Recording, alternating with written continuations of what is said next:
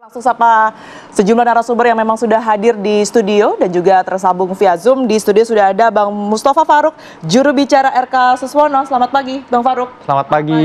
Sehat ya? Sehat, Alhamdulillah. Baik, di sebelahnya sudah ada Bang Ciko Hakim yang merupakan juru bicara Pramono Rano. Selamat pagi. Pagi semua. Bang Ciko. Assalamualaikum. Waalaikumsalam warahmatullahi. Dan juga tersambung via Zoom ya pemirsa. Ini sudah ada Bang Fernando, juru bicara Darmakun. Selamat pagi, Bang Fernando. Sudah terhubung ya? Selamat pagi, Bang Fernando. Selamat pagi, Mbak. Oke, baik. Saya ke Bang Faruk terlebih dahulu. Bang, ini sejumlah pertemuan nampaknya dari masing-masing para pasangan calon.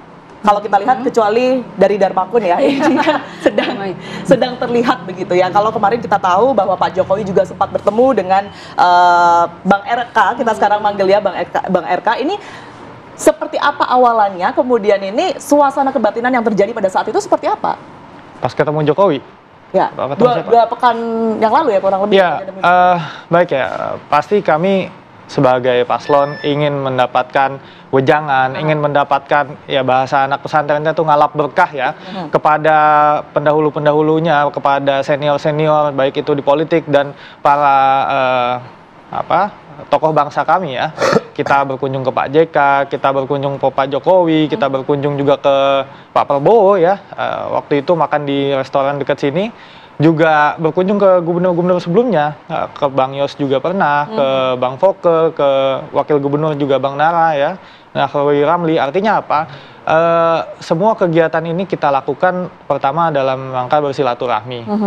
Kedua juga dalam rangka tadi mendapatkan wejangan dari para tokoh-tokoh bangsa. Karena kami rasa dan kami meyakini bahwasannya membangun Jakarta itu nggak bisa sendirian. Membangun Jakarta itu perlu kolaborasi. Dan semangat kolaborasi ini menjadi sebuah adagiumnya Pak Ridwan Kamil ya, DKI, desentralisasi, kolaborasi, dan inovasi. Artinya apa? Kita ingin Jakarta itu menjadi kota yang mandiri ya, artinya Jakarta Barat bisa mandiri sendiri, Jakarta Utara, Jakarta Timur, Jakarta Selatan, Jakarta Pusat, yang kita punya konsep life work play di satu tempat.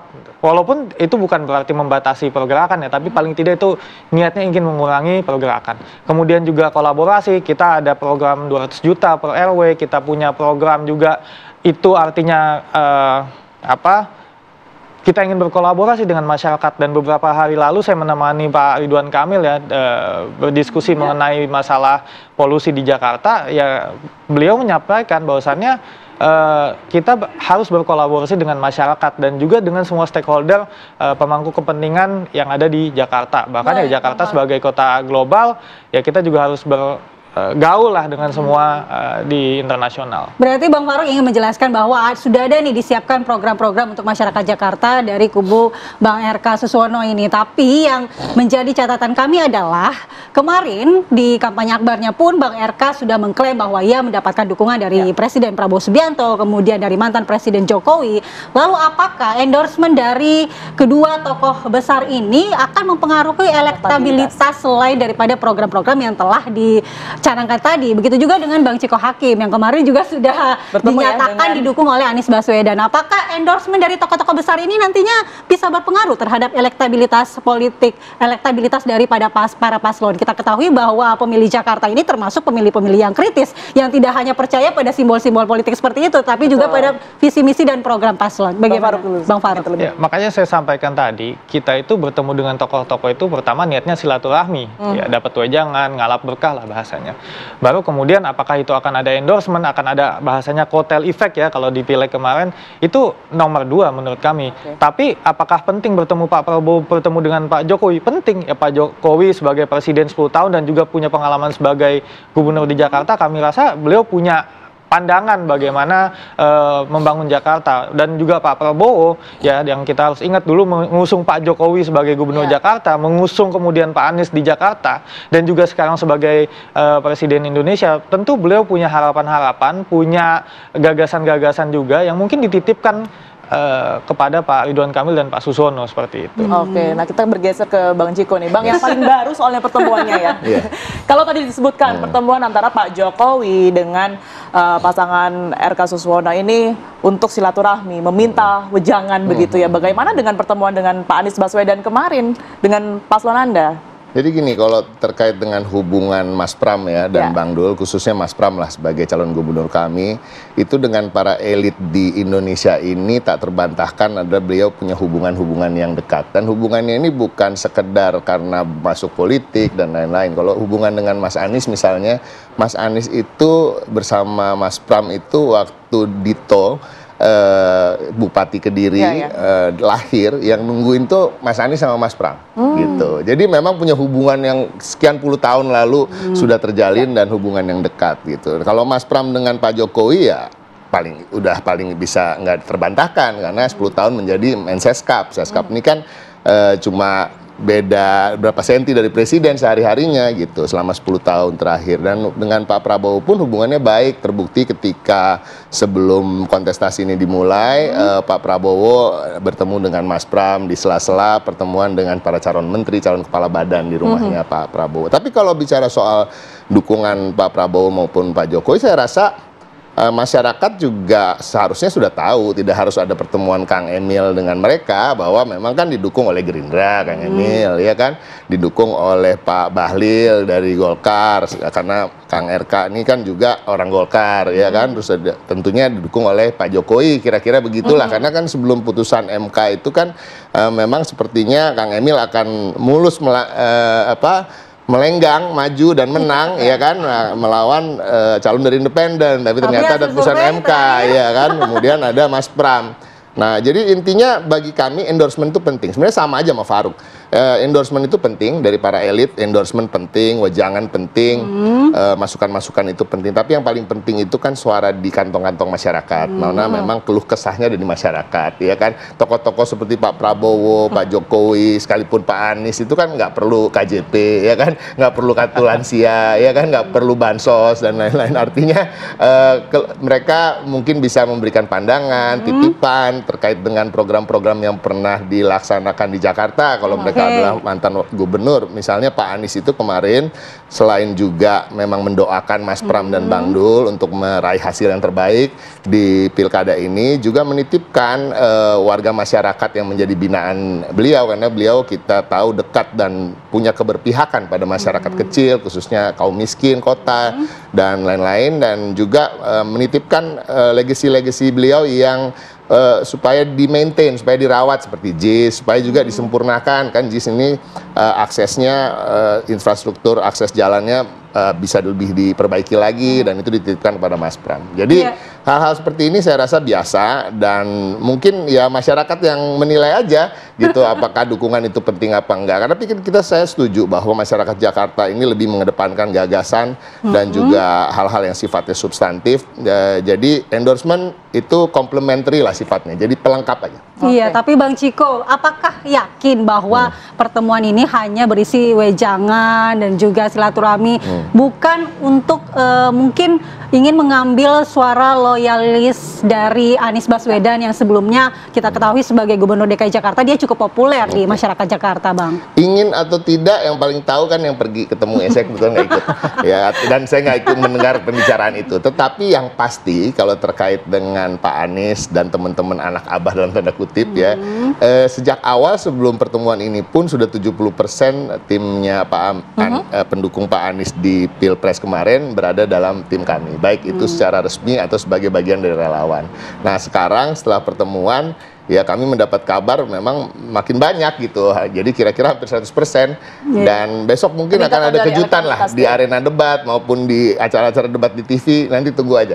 Oke, baik. Kita akan minta tanggapan dari Bang Fernando ya, seperti apa kemudian ini melihat bagaimana tokoh-tokoh banyak mengendorse akhir-akhir ini mendekati tanggal 27 November 2024, begitu. Tapi kita juga terlebih dahulu, pemirsa, apa kabar Indonesia Pagi akan kembali untuk Anda sesaat lagi.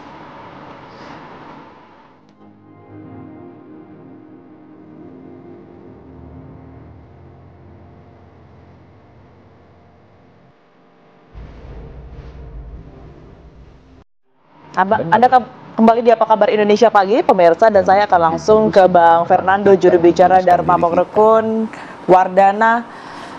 Bang Fernando masih tersambung ya bersama kami? Masih, Mbak. Baik, Bang Fernando, kalau melihat dua lawan Anda dalam kontestasi Pilgub Jakarta ini nampaknya sudah saling berkomunikasi dengan tokoh-tokoh politik, tokoh-tokoh yang bahkan nggak main-main begitu ya, Pak Jokowi, kemudian juga Pak Anies Baswedan. Anda sendiri melihatnya seperti apa, Bang Fernando? Pertama saya mau bilang begini, ada satu tokoh, dia ganti nama, bukan lagi namanya, tapi saya Ridwan katanya, kan lucu gitu, ya. Jadi bukan bukan aslinya, tapi dia bilang saya Ridwan Kamil. Masa ganti gara-gara pilkada ganti nama, lucu gitu. Ya, yang kedua saya mau bilang, kalau ini paslon 1 dan 3, ya, datang kepada para tokoh-tokoh, ya sekarang saya mau bilang sama rakyat, ayo rakyat, sekarang Anda lihat, yang mendatangi Anda itu siapa? Ya, yang datangi Anda itu adalah Darmakun. Dia nggak datangi tokoh-tokoh, dia nggak di ruang AC, ber-AC dingin-dingin, selfie-selfie, ya kan, diliput media. Sekarang Anda mau ini pemimpin Anda itu petugas rakyat atau petugas partai? Kasihan masyarakat Jakarta, 5 tahun nanti begitu lagi, begitu lagi. Ya, kalau dikatakan masyarakat Jakarta pemilih yang cerdas, jangan mau Anda itu cuma dibilang Anda pemilih yang cerdas, Anda pemilih yang cerdas. Tapi lagi-lagi ya, ketika pemilihan itu Anda nggak cerdas. Saya mau bilang sama pemilih Jakarta, ayo lihat, dari 3 calon ini cuma Pak Dharma yang tiap hari mendatangi Anda, ya, mendatangi orang Jakarta panas-panasan. Waktu itu pemilihan Pilpres, ada juga tokoh bilang pilih calon yang rambutnya udah putih-putih. Nah, yang supaya ini tahu dia bekerja. Sekarang pada rakyat saya mau bilang, pilih calon gubernur Anda yang kepanas-panas, yang wajahnya nggak bersih-bersih, nggak kinclong-kinclong, yang wajahnya panas-panas kayak kebakar. Harusnya kalau Anda mau merubah nasib, ya, yang sudah terus-terusan begitu, bayangkan dari istana, itu 1 kilo tuh, Jakarta Pusat, perumahan kumuh, kasihan. Kalau nggak salah itu selain dari kami Pak Dharma, itu dari pasangan 03, pasang Bang Ciko tuh datang juga ternyata ke daerah kumuh itu. Udah dilihat kok, kumuh loh. Dari istana 1 kilo, perumahan kumuh. Terus mau begini-begini terus, katanya Jakarta global. Saya sering berputar, karena saya pengacara, saya muter-muter gitu kalau ketemu sama klien, itu dekat istana, parit istana aja tuh, luar biasa sekarang tuh, sampah. Ya, gimana kalau dibilang pemimpin Jakarta itu akan merubah Jakarta menjadi, nanti Jakarta menjadi kota global, ya, seperti diharapkan itu.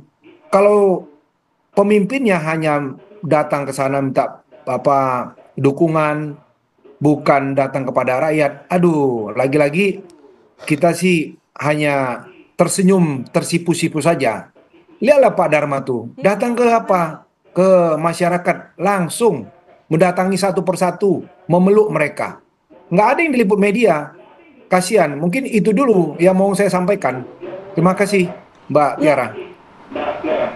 Ya, Bang Fernando. Kita lihat juga sebenarnya paslon-paslon lain juga ada juga agenda belusukannya nih ke rakyat. Tapi mereka punya kekuatan lain dengan melakukan endorsement politik dengan tokoh-tokoh besar, tokoh-tokoh nasional. Apakah Pak Fernando ini paslon Anda masih percaya diri dengan strategi kampanye yang ada sekarang dengan mendatangi rakyat, belusukan seperti itu dan tidak perlu adanya endorsement dari tokoh-tokoh besar, Pak? Kita sih sudah mendatangi semua komunitas, ya. Yang terjadi sekarang saya majority. Kita sudah tanya, saya kemarin ketemu tanpa sengaja, ya, di pengadilan. Saya bertanya, Anda KTP mana? KTP Jakarta. Mohon maaf ya, kalau ternyata beda pilihan kita tetap bersatu. Anda mau milih siapa nih kalau Anda mau berubah? Saya jelaskan, dia diam-diam, lalu dia bilang, Pak, saya pilih Pak Dharma, Pak. Loh, kok bisa?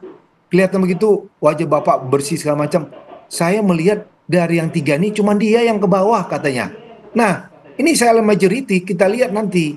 Kita sudah membuat pertemuan dengan etnis Tionghoa, etnis Madura, ya, Betawi, Peci Merah, kaum orang-orang suku Batak dan lain sebagainya. Jadi cumannya mereka tuh nggak mau menunjukkan. Kita bukan nggak percaya diri. Ya, kalaupun dikatakan dua putaran, kita akan masuk putaran kedua. Kalau dibilang lembaga survei, ya coba lembaga survei buka dong datanya. Coba di Amerika kemarin, nggak ada begitu-begitu. Ya, jadi kita sekali-sekali harus membuka kepada masyarakat, memberi pembelajaran kepada masyarakat. Jangan selalu kayak kemarin aja lembaga survei udah satu yang memenangkan 01, satu memenangkan 03, ya kan? Akhirnya persepsi mengeluarkan. Ya, jadi maksudnya di sini kalau kita mau mendidik masyarakat, harusnya kita buka tuh data. Ya, kalau dikatakan kami cuman di angka 5,5 sampai 6%, yang mana 5,5-nya? Bagaimana cara mensurvei tersebut? Kalau itu disurveinya ternyata di kantongnya 01 atau 03, berarti udah hebat dong. Kami 6% bisa disurvei di kantongnya ini 01 atau 03. Coba disurvei di kantong kami. Mungkin kami di 70%, 80%. Ya, jadi saya selaku dosen pun saya melihat itu harus by data. Nggak boleh kita menyajikan ini. Jadi kalau terkait dengan meminta dukungan kepada tokoh itu sah-sah saja. Sah-sah saja.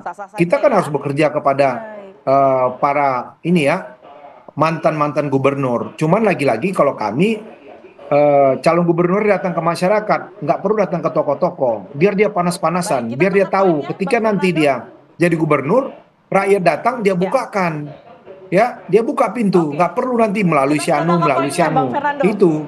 Kita harus minta tanggapan terlebih dahulu nih, salah satunya mungkin ke Bang Farouk ya, Bang Farouk, bagaimana nih tanggapannya? Oke, masih bertemu tokoh-tokoh ini merupakan nilai plus, tapi yang pertama bukan itu sebenarnya.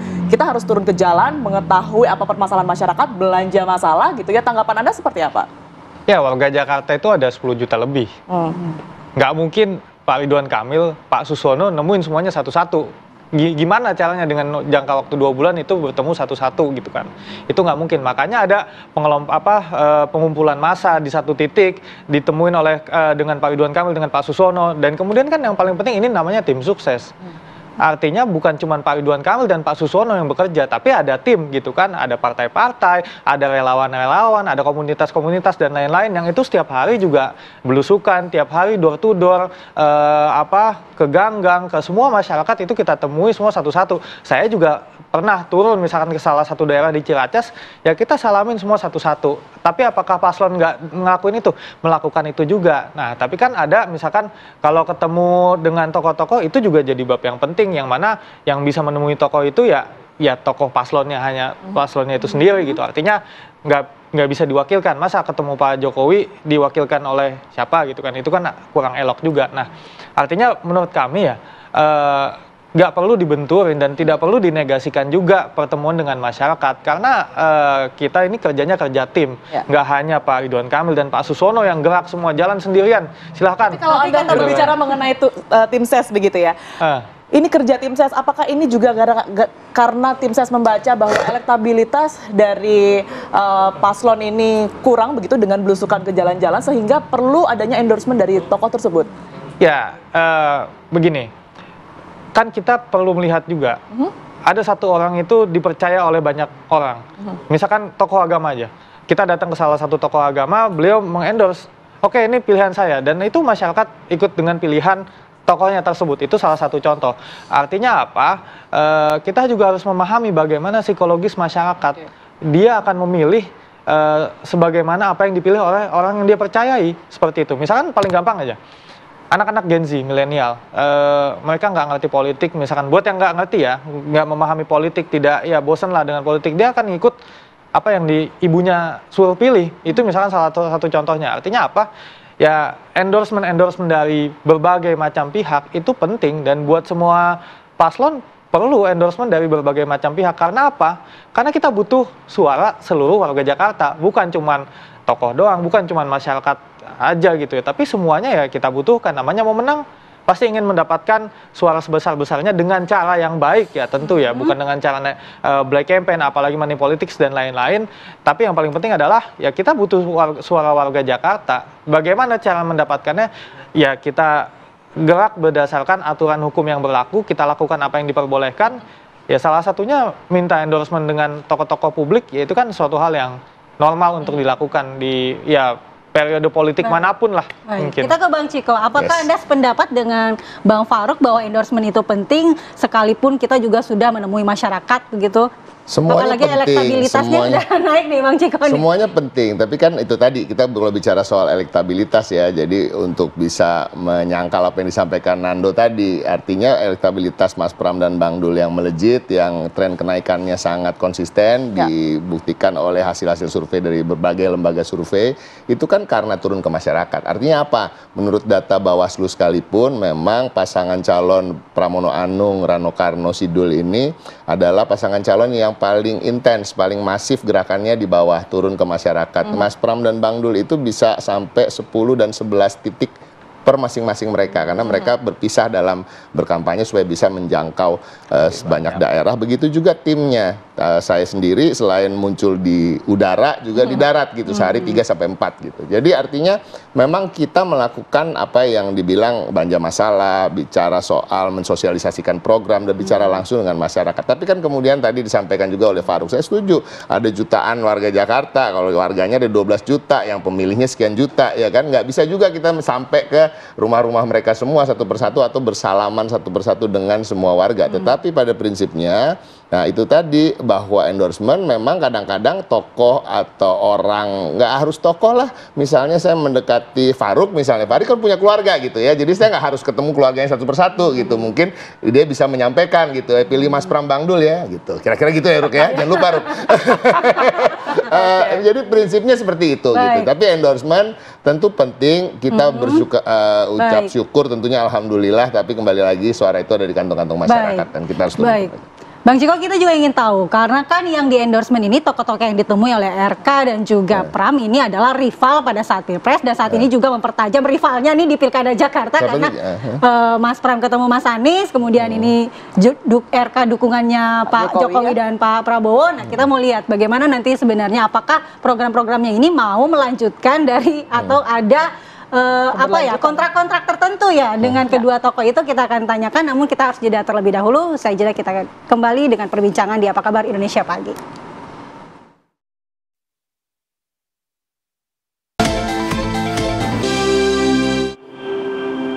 Kembali di Apa Kabar Indonesia Pagi, pemirsa, saya kembali ke Bang Fernando sebelum nanti akhirnya ke Bang Ciko ya. Bang, kalau seandainya kita tangkap poin dari Bang Farouk ya di awal tadi, ini kan sebenarnya misi utamanya adalah meminta restu, bukan untuk pure endorse, tapi lebih ke bersilaturahmi kepada senior yang sebelumnya mungkin pernah berada dan juga memiliki tanggung jawab yang sama begitu di wilayah Jakarta. Nah, ini apa salahnya sebenarnya, dan apakah juga dari Bang Dharma Pongrekun dan Kunwardana ini juga sebenarnya memiliki niatan begitu ya untuk menemui tokoh-tokoh dan juga senior-senior sebelumnya. Seperti apa Bang Fernando? Ya, lagi-lagi saya bilang, Pak Dharma kan ini independen. Independen berarti petugas rakyat, bukan petugas partai. Lagi-lagi saya mengatakan wajar kalau misalnya Pak Ridwan Kamil, lalu Pak Pramono ketemu para tokoh-tokoh, wajar, karena kan toh juga tokoh-tokoh itu tadinya diusung oleh partai-partai waktu mereka duduk sebagai gubernur. Ya, jadi kalau Pak Dharma bukan tidak mau mendatangi para tokoh, tapi lagi-lagi karena dia petugas rakyat, dia mana ada mungkin tokoh yang mau dekat sama petugas rakyat, dia mau yang petugas partai kan gitu. Jadi wajar kalau misalnya dari 01 ketemu sama Pak Jokowi, 03 ketemu sama Pak Anies, itu hal yang wajar. Kita tidak menafikan juga. Tapi kalau Pak Dharma memang lagi-lagi dia belanja masalah dari rakyat. Bagaimana menurut kalian? Sekiranya saya terpilih, apa yang harus saya lakukan? Ya, jadi tidak ada nanti sekat atau barrier antara pemimpin di Jakarta dengan rakyatnya. Yang selama ini kan banyak barrier tersebut, harus melalui si A, melalui si B, sehingga nggak sampai permasalahan tersebut. Kemarin aja, mohon maaf ya, baru hujan sebentar tuh, belum hujan apa yang sesungguhnya, udah macet total tuh 2 minggu lalu kan, ampun deh. Terus gimana? Ya kalau nanti Pak Dharma, kita yakin dia akan tempatkan orang-orang di satu tempat. Kalau ada macet, banjir, dia bilang, kamu sana buka ini, buka itu. Jadi kita sudah bikin, apalagi hari ini, besok kan terkait masalah perkotaan. Pak Dharma sudah bikin sistem yang bisa mengatasi banjir dan kemacetan. Jadi kalau ada banjir, dia sudah ada WA, buka di sana, langsung tangani. Di mana ada kemacetan, dia akan perintahkan kepada Kapolda untuk menurunkan polisi-polisi mengurai kemacetan. Nah, ini yang dilakukan Pak Dharma bersama saya dan yang lainnya, tim-tim. Kita turun belanja masalah ke bawah. Kita nggak perlu apalah ke toko-toko. Memang ya inilah ya, kalau dikatakan petugas rakyat tuh ya hanya kepada rakyat lah kami. Ya kalau misalnya zaman Romawi kuno dulu, rajanya datang kepada rakyat. Rajanya nggak melalui orang-orang toko-toko. Itu yang dilakukan Pak Dharmakun, ya ke bawah langsung. Apa yang terjadi? Jadi lagi-lagi apa yang dilakukan oleh 01 dan 03 ketemu dengan toko-toko ya sah-sah saja. Karena kan 01 diusung oleh partai yang ya begitu banyaknya. 03 diusung kalau nggak salah saya ada 2 partai. Ya lagi-lagi kalau Pak Dharma kan sendiri, ya harus sendiri melawan arus. Bagaimana supaya rakyat ini nanti tidak salah lagi. Begitu Mbak Tiara.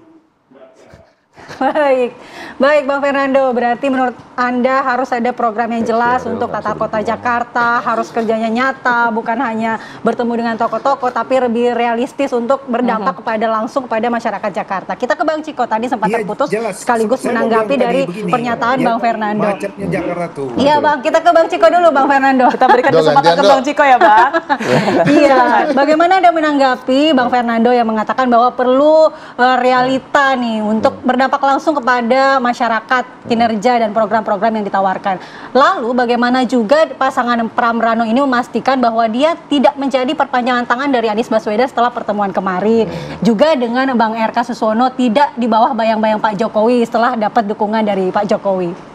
Enggak lah, satu pertama terkait dengan endorsement dan dukungan dan merealisasikan program gitu ya. Mas Pram dan Bang Dul ini kan kenapa juga di hasil-hasil survei itu menunjukkan kenaikan yang cukup signifikan dan konsisten, itu karena ketika mensosialisasikan programnya betul-betul menyentuh dan mengena di hati masyarakat. Artinya apa? Masyarakat Jakarta yang berpendidikan ini juga nggak mungkin mau mendapatkan calon yang memberikan gagasan-gagasan yang programnya tidak masuk akal, yang jauh dari harapan mereka, yang tidak sama sekali ada hubungannya dengan kebutuhan mereka. Artinya apa yang disampaikan Mas Pram dan Bang Dul ketika dicerna oleh masyarakat Jakarta yang pendidikannya rata-rata lebih tinggi dari daerah lain ya, gitu. 70% lulus SMA di Jakarta, berbeda dengan daerah-daerah lain di Indonesia. Artinya mereka juga bisa menghitung, oh APBD kita sekian, program ini masuk akal nggak ya, gitu ya. Itu adalah sebagian dari masyarakat Jakarta yang melakukan hitungan-hitungan sendiri, yang kemudian juga kemudian menentukan pilihan mana yang paling realistis. Itu satu. Yang kedua, kalau tadi soal kepanjangan tangan, yang pasti kita harus pastikan dulu Mas Pram dan Bang Dul, khususnya Mas Pram apalagi sudah menjadi Seskap selama 10 tahun, menjadi anggota DPR bahkan 4 kali ya, 4 periode, itu kan paham betul terkait dengan aturan, paham betul terkait dengan undang-undang, paham betul dengan regulasi-regulasi yang ada, dan memahami bahwa posisi gubernur dan wakil gubernur itu adalah kepanjangan tangan dari pemerintah pusat. Itu ada dalam konstitusi kita dan itu tidak bisa dilanggar. Artinya semua program pemerintah pusat tentunya akan menjadi program daerah, tapi daerah pun punya program-program yang unik karena terkait dengan kebutuhan masing-masing daerah yang berbeda. Tapi saya memberikan contoh, misalnya Pak Prabowo punya program makan siang gratis. Mas Pram itu selain pastinya akan mengikuti program itu, mempunyai program yang mirip juga untuk melengkapi sarapan gratis gitu. Jadi banyak hal yang justru di-upgrade, justru lebih ditingkatkan lagi. Berarti atau lebih sejalan, complementary atau aslinya sifatnya melengkapi gitu. Dan lebih sejalan. Nah, tadi karena hubungan Mas Pram dan Pak Prabowo dan para jajaran menteri yang sekarang ada di kabinet juga cukup baik dan punya hubungan lama, tentunya nanti akan lebih lancar lah bagaimana nanti hubungan antara pusat dan daerah. Baik. Kita ke Bang Faruk sekarang. Bang Faruk, ini seperti apa? Tadi sudah disebutkan, melepas bayang-bayang Pak Jokowi, bayang-bayang Pak Prabowo begitu, untuk tetap sejalan tetapi tidak mendapat intervensi dari manapun. Ini seperti apa nantinya? Ya begini ya, saya rasa harus dibedakan ya antara Pak Jokowi dan Pak Prabowo, karena Pak Prabowo hari ini merupakan presiden kita semua ya. Maka sebagaimana tadi Bang Ciko udah sampaikan, ini kan ada satu kesatuan antara pemerintah pusat dengan pemerintah daerah ya, yang mana tadi gubernur juga sebagai berkoordinasi dengan pemerintah pusat. Tapi kan begini, baik itu Pak Jokowi, baik itu kita ketemu dengan Pak JK, baik itu kita ketemu dengan Pak SBY, itu semua kan bentuk dari kita bersilaturahmi kepada tokoh-tokoh bangsa. Apakah artinya habis itu akan disetir sebagaimananya? Kami rasa enggak juga. Enggak ke arah sana ya. Karena kan kita tahu nih ada banyak tokoh bangsa yang peduli dengan Jakarta, banyak tokoh bangsa yang punya irisan, punya kepentingan dengan Jakarta. Ya kita tampung apa yang mereka ingin sampaikan kepada kami, dan kemudian kami upayakan apa yang beliau-beliau itu harapkan terhadap pembangunan di Jakarta. Tentu beda konteksnya dengan Pak Prabowo, karena Pak Prabowo itu adalah presiden. Apa yang beliau instruksikan, apalagi kemudian jadi sebuah aturan, pasti akan perlu diimplementasikan di Jakarta. Jadi sifatnya hanya meminta masukan begitu ya Bang ya? Oh ya pasti. Ya. Baik. Terima kasih Bang Faruk, Bang Ciko waktunya hadir di Apa Kabar Indonesia Pagi, juga Bang Fernando Silalahi. Terima kasih Bang Fernando, selamat pagi, selamat beraktivitas kembali. Iya, makasih. Dan Apa Kabar Indonesia Pagi masih akan kembali ke hadapan Anda pemirsa usai jeda berikut ini, tetaplah bersama kami.